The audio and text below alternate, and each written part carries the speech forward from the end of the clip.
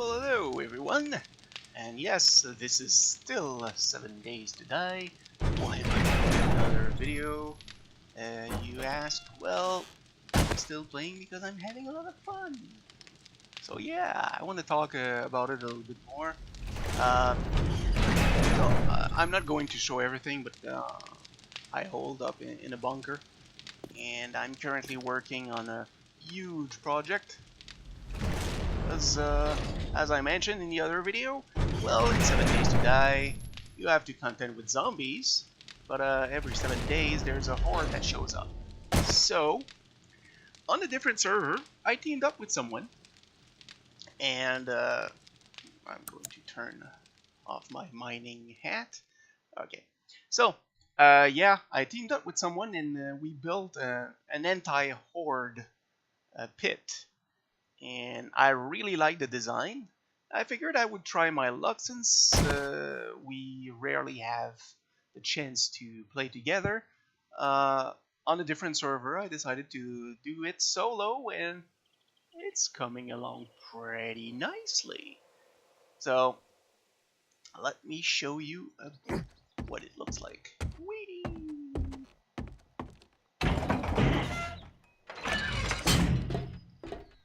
Oh, there we go. Sorry.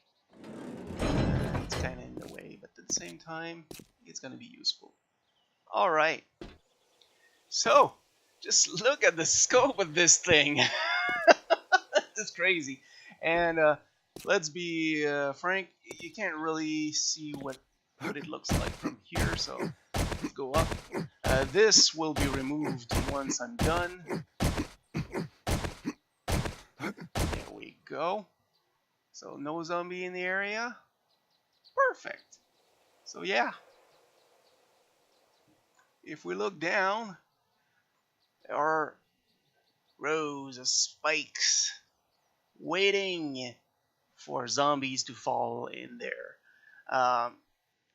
So yeah, when Horde Night comes by, the idea is to be holed up here, hopefully with allies. It's more than big enough for several people to be there. And just look at this thing. It's massive. It's 21 by 21. It's crazy. The other pit I made with my ally on the other server was something like 13 by 13.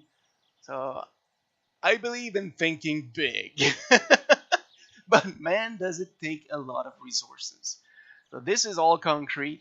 So concrete is a bit annoying to make. Uh, Especially since I'm only using one forge. Normally at this point I should be using at least two, probably three or four. For example, one for bullets, one for concrete, and the rest for iron, steel, and that kind of stuff. But hey, no, since I'm playing solo, I'm toning things down in my base, but as far as outside the base, oh yeah, we are going gargantuan. So, uh, let's go back a bit below. So here, I'm going to have a platform so that people can actually come here and shoot the incoming zombies. But most of the people will either be downstairs right here. So here I'm going to have more platforms so that people can either shoot or attack through the pillars the zombies that fell on the spikes but are still alive. Um, or, as you can see, I put some pillars there for a good reason. There's going to be a platform, and on top of that platform I'm going to build another tower, and eventually people will be able to go upstairs right atop of these other columns, and actually higher than that, sort of a watchtower, and people will be able to snipe the more difficult zombies The policemen who spit acid, those are really annoying. If my watchtower is uh, tall enough, then uh, we'll be able to attack and they won't be able to reach us. And then you have the screamer zombies, the sort of zombies that look like the girl from The Ring. Well, if you don't kill them right away, they scream and summon more hordes. So, yeah, those things, if you don't take them out quickly, things can escalate very quickly. And probably even quicker than in Anchorman. Anyway, so I've been working on this project for probably 3 days. After all, I am soloing this. With help, I would likely have done the same in easily half the time, and I would probably be building the watchtower as we speak. But the way things are going, I'll probably have to work at least 3 more days. But at least the outlying section is done. So I just have to focus on this part. It's still a lot of work. But once it's done, it's going to be awesome. One of the 8 wonders of the world. And I can't wait. The, the way it looks now, it almost gives a vibe like it almost looks like some sort of a Greek or Roman temple. But it should be fun once it's done. Hopefully, I can convince some people to hole up here during Horror Night. After all, I am far from the center of the map, so people tend to be far from my spot. Anyway, so aside from that, if you plan on playing, uh, well, I would definitely advise grabbing the computer version. I also have the PS4 version, and it just doesn't cut it compared to this version.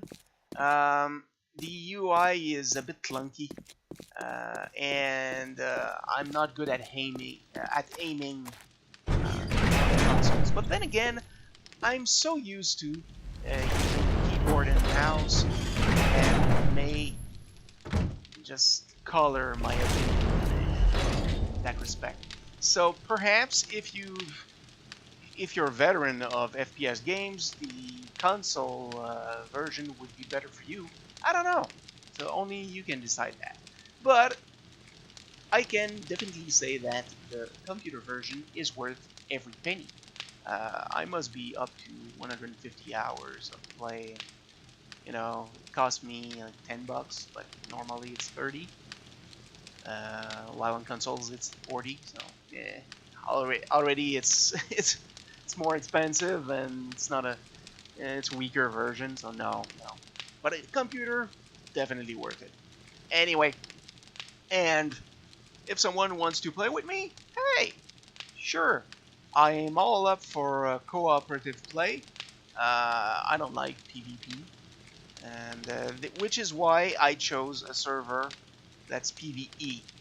Normally, people aren't allowed to steal or attack other players, or destroy their base, or loot their bases, etc., etc. Except a couple of assholes came yesterday and stole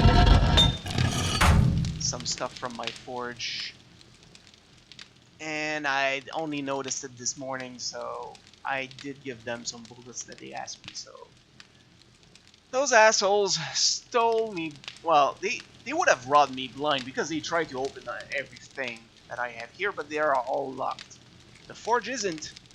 So the assholes did something that should have them banned, and frankly, I'll shoot them dead next time I see them. But technically, I'm not supposed to. But hey, they stole from me. They're assholes.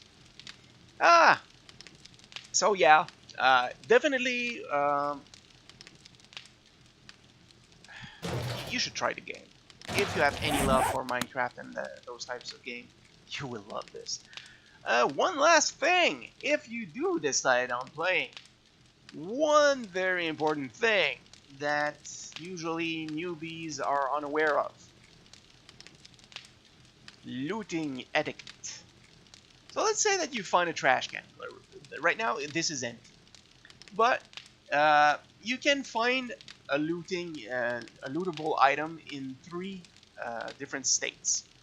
You can find it empty, which means, hey, someone looted it. You can find it untouched, which means no one has touched it. And you can sometimes come upon, let's say, I come upon the trash can and it's written search trash can, and it doesn't mention untouched.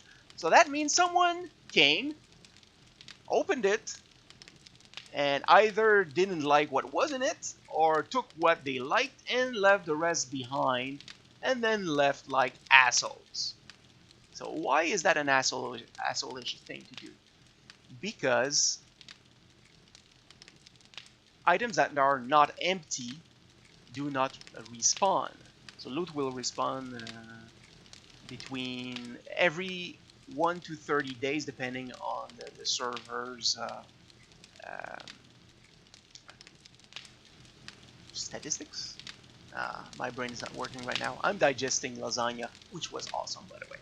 Anyway, so yeah, even if you don't like what you find in an item, just throw them on the ground and move on to the next. So that way, once someone else comes, either they will find that it's empty, saying, I'll come back later, or they will find a brand new bunch of loot ready to be looted. There is a sort of workaround. So let's say that there is one item left in the trash can. You can grab it, either keep it or throw it on the ground, and you turn around, you wait a few seconds, and then it should have respawned by that point. Unless not enough time has passed to actually respawn.